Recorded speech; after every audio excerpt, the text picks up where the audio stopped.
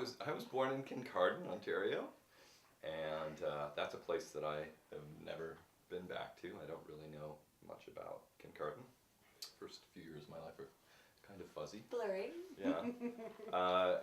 And then I did both my master's and my PhD at the University of Western Ontario. Now it's Western University.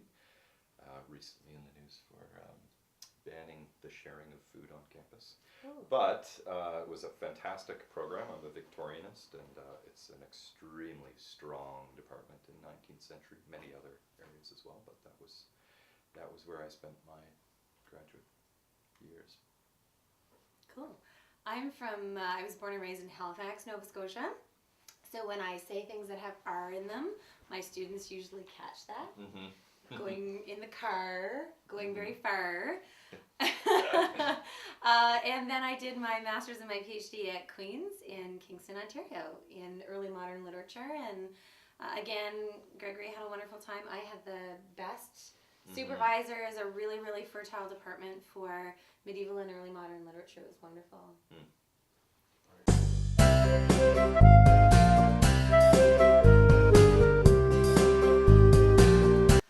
Okay, so I founded QUEUC in 2009 in my first year arriving at Bishop's. And I did it because as an undergraduate, in the Maritimes, I had the experience of going to the Atlantic English Undergraduate Conference. And that was something that rotated amongst the Atlantic universities. And I loved it. It was amazing. It was the first time that I really met people who were also really excited about nerdy things. And I thought, you know what, the first time I actually have a department and I'm established, I'm going to do that for my students. So I founded that in 2009 with a wonderful group of enthusiastic students. And we'd never, ever organized a conference before. So we were all brand new to it. And it has just taken shape and grown in so many beautiful ways over the last 6 years that it's one of my favorite things that I do in my profession, as a hobby, as a love, because it brings together people who get to share their ideas, and it's just joyful and delightful and intellectual all at the same time. I've been involved in QUEUC for 3 years now. So I think I guess I got involved really the first year that I started teaching here. So some of those students are still around, and most of them, I think, are involved in QUEUC this year. And I suppose that I got involved because I was impressed with the social quality of life for English students in particular at Bishop's. So the way that students after class didn't just disperse and scatter, they tended to stick together socially, but also, as was my experience at Trent in undergraduate studies, there wasn't a really clear line between intellectual work and social life. And you could see the ways in which the work that students are doing at Bishop's is part of the fun that they were having at Bishop's.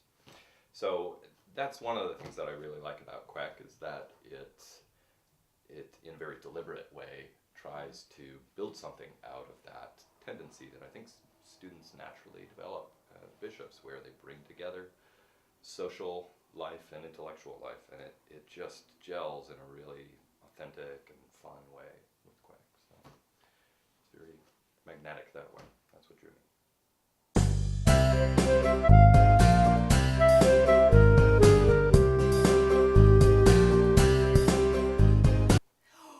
Can I answer that one? Yeah. Well, I can't, so. Okay, so the duck, when we first started in 2009, and of course we didn't know what we were doing. We were completely new to the whole organizing a conference thing. We came up with the acronym because it was at Quebec University's English Undergraduate Conference. And we couldn't think of any really funky acronyms, so we just went for the straight up Quebec University's English Undergraduate Conference. And we were workshopping that in our organizing committee, and we were laughing, as we always do when we organize this conference. And somebody said, well, it sounds like a duck. Quack, quack, quack, quack, quack, quack. And I said, okay, well, let's run with that. A duck is cute. That's fine. We can use that as a logo. We had the art department. A bunch of students create the logo for us with a duck and a book over its head and a duck reading, and we thought that was really cute. And it was only after the fact, it was only when I was organizing the notes to welcome delegates to our first ever conference that I thought, okay, so if the duck is a metaphor, what does the metaphor stand for? And it struck me that the duck represents the English literature student, what we do in the discipline of English. So if you think about the duck, first of all, walks on land, right? He's got feet, he walks around, he waddles around. And if you can think about that as creating the social and historical context that produce texts, that gives us the sort of setting. That's what we do. We sort of situate historically or contextually the text. Then the duck swims underwater, and you can think about that as a way in which you immerse yourself in the text, and you do close readings, and you get your hands dirty, and you really read closely and do interpretation and analysis. And then the duck also flies in the air, and so this sort of reaching new heights and getting a larger perspective is tied to what we do with literary theory, and asking these sort of big questions, not only of the text, but of the questions the text asks of us. So we've got these sort of three really different kinds of skills, swimming, walking, and flying, related to what we endeavor to do in the discipline of English literature. So I thought, you know what? It is the unsung hero of the avian world, this duck. And English students are also the unsung heroes of the humanities. Not that we're biased at all, but that's the duck. That was a good answer. Thank you. We love the duck. The duck is cute and humble and unassuming. Yeah. And It's a kind of bishop's dorky. kind of animal. Yeah, accessible and yet brilliant. Humble and yet brilliant. And yet also brilliant. It's very brilliant.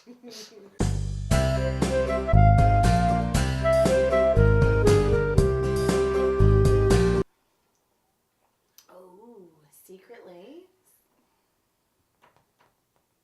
The dark secrets I keep to myself, but I would say that my favorite thing is just watching my students, claim paternity or anything, but watching my students give their papers, so papers that I've seen in one forum in coursework, and then seeing that they're able to, if we want to go duck, to fly with that paper somewhere else, somewhere that I hadn't necessarily anticipated or foreseen. So that's exciting for me to see them use the work that they've done. Okay, so I have two favorites. The process of organizing, my favorite part of the organizing process, which is an incredible series of learning moments, is the vetting committee selection meeting. Because it's 8 hours and we fill the room with just papers everywhere, and everyone's on their laptops, and everybody is sharing and shouting and laughing and trading papers and building panels and eating pizza and just having one of the most delightful, intellectually rich conversations about literature and art and history. And if they don't know the context of the paper or the topic, they will go and Google it, and then they'll come back, and then they'll connect with somebody else who's got the nascent panel over here that they then merge, and it is so brilliant. It is so electrifying, and it can't be planned. You just sort of put everybody in a room, and what unfolds in 8 hours is magic.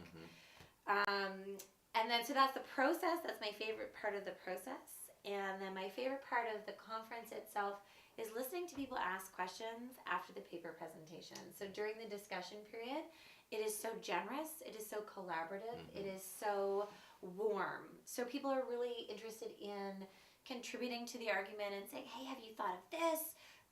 When I was listening to your paper, it just sparked these ideas. And it's such a mature and helpful conversation in a way that some of perhaps our disciplinary conferences could learn from that. Sometimes they're a little bit more fraught in our professional world, and so to see our students be so collaborative and generous with their thoughts and their ideas, for me, is thrilling. Yeah, I mean, I think we all have deep investments in our own personal work, and so it's always a challenge to face up to someone else's work and to ask, what can I contribute to this person's work? And I think that's something that we might suffer as professional academics, but in undergraduate work too, you're really, most of the time, really immersed in your own individual work. And I love the vetting session for that, for the perspective that it gives students, where they're suddenly looking at the genre into which they write. What is a student paper? Some students only ever see their own papers, and so QUEUC organizers, the vetting committee, gets to see this bird's eye view of all of the work that happens in English and beyond, and they have to start asking questions. Well, how do these different kinds of work fit together? Those are questions that a lot of undergraduate students don't necessarily ask in the course of their degree, and it gives students a really important perspective to be able to do that. It's, it's a fun night.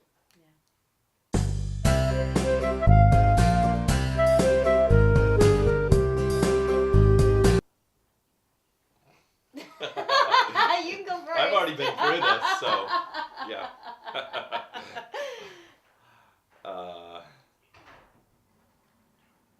Well, yeah. I mean, the word that I used recently, in a Heideggerian sense, was extroverted. So that sounds like a shallow kind of descriptor, but it isn't. It, for me, names and kind of intellectual and public orientation. So that's, I think, a big part. This is, for me, QUEUC is one of the real signs of the work that Dr. Riddell has done here to help us to think about how we can turn outwards, how we can perform extroverted work in the department, how we can take the things that we do that are really personally and often quietly meaningful to us and make them, translate them, make them make sense for those around us. And I think the English department is one of a number of departments at Bishop's that does that really well. Bishop's is a school that is uniquely ready to listen to the work that its students are doing, whether it's in drama or music, or surprisingly for me, English as well. So that's an energy that I'm happy to have in this department. That's so nice. Yeah. Am I limited to one word for Dr. Brophy? Because I would have to say really engaged and generous. And generous, you're so generous with your time. From the moment he stepped onto campus, you're present at everything from art gallery openings to sporting events to Donald lectures to boring meetings that you don't have to go to, and yet you still go to and are engaged and generous with your time. And so I think it's such a treat for me to work with Dr. Brophy on QUEUC, because part of the excitement and the joy of this conference is to share it, and to share it with people who have the same kind of love for the quality of work that our students are producing, not just in literature, but also in leadership and in event coordination. So it's a real treat. We're having a little QUEUC love in. We need a love seat in here. Yeah.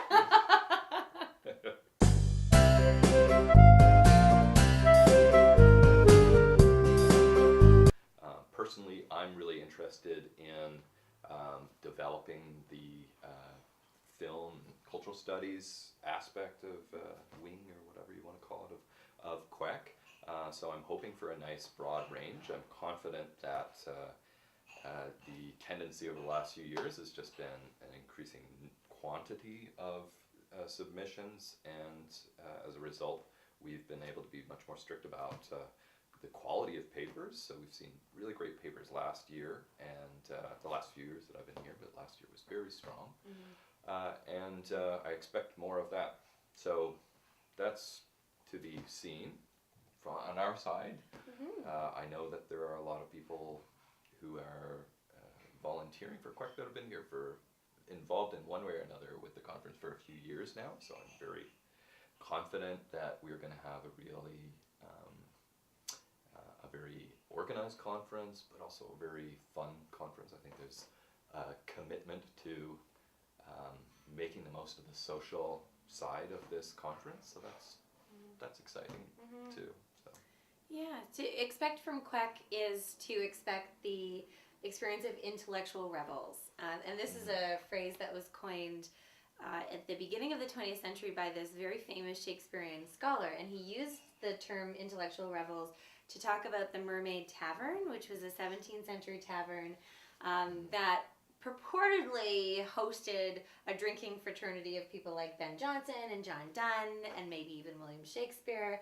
And John Keats wrote a poem, The Ode to the Mermaid Tavern, where he imagined this place that was even better than Elysium for the poets who got together and would drink and carouse and laugh, but also create movements like metaphysical poetry. And so I love that phrase, intellectual rebels, because that seems to embody what QUEUC is, so that it is intellectually rigorous, but it's also playful and funny and irreverent. We have a literary cranium night where we get really geeky over charades and Pictionary and humdingers, and we can be both playful and intellectual without making those two things mutually exclusive. So that for me is what you can expect from QUEUC, and it just gets more and more confident in that intellectual rebels mission. Intellectual work at its worst is sophisticated and elevated. Yeah, exactly. But we're It's fun most fun, and playful and basic, silly. playful, and exploratory and accessible. Yeah. And so I think that is one of the richest experiences that you can have at QUEUC.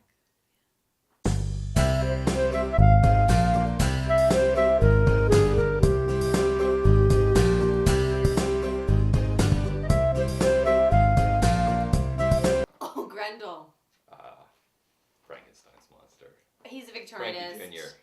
I'm a medievalist, early modernist. Yeah. Grendel's mom. Yeah, Grendel. Or Grendel's mother.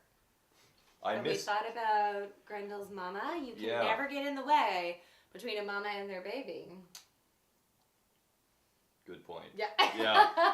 But we're talking about Grendel and Frankie Jr. Okay. Grendel lives with his mother until the day he dies, really. I know. Poor Grendel, really. That's not the mark of a man in my matrophobic. Okay, I am changing the answer to Grendel's mother. I think we agree on Grendel's mother versus Frankenstein's monster's mother. You take it there. He doesn't have a mother. Yeah, I know. Yeah. That's part of what makes him so tough, though, I think.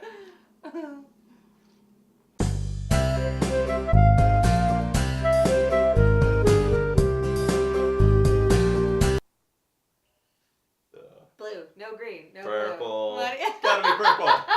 That's the Monty Python. What's your favorite color? Blue, no green. It's you're going over the bridge, and the troll kicks you off the bridge because you can't figure out what your favorite color is. Yeah. I think Classic. I know. Purple? In solidarity with Okay. bishops, also with my 6-year-old son who is navigating the sexual hinterland of grade 1. Ooh, I Purple like is a liminal color. Okay, I'm wearing purple socks. Yeah. It's a political color. Yeah, it's the bishop's color. Yeah.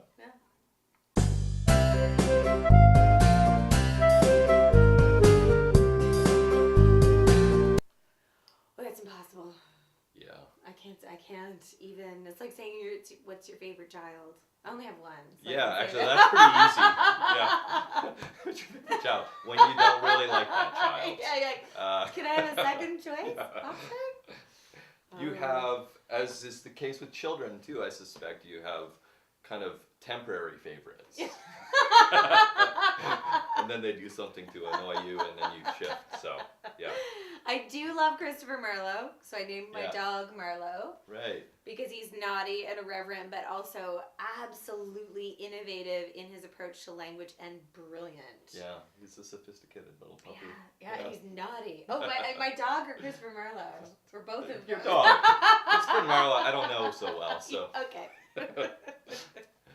I named my son Oliver. You've made the connection to Mhm, children, and it's mhm. true. We've inscribed it in our hairy and hairless children.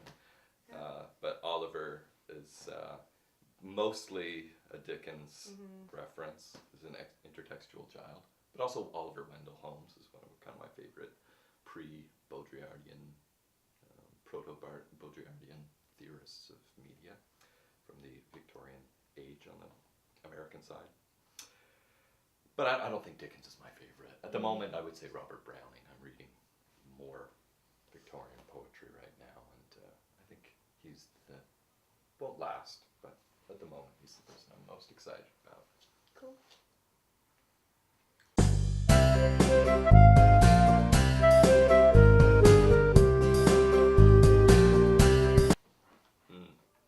Oh, that's also an impossible question. Yeah. What I can watch a few movies over and over and over again. One of them is Shakespeare in Love, because it's so funny and quirky, and Tom Stoppard wrote the screenplay, and I can watch it over and over. Is it a great movie? I have no idea. Is it a movie that I watch if I'm really tired on a Sunday afternoon as I sort of putting a comfy blanket over my lap? Yes. Yeah.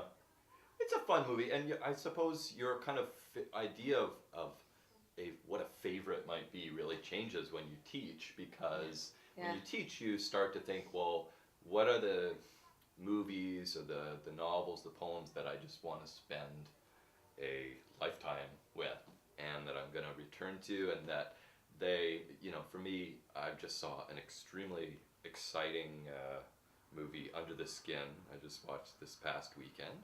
I've seen it once, and I think it's fantastic, and it has stuck with me, but I don't know if it'll stay with me.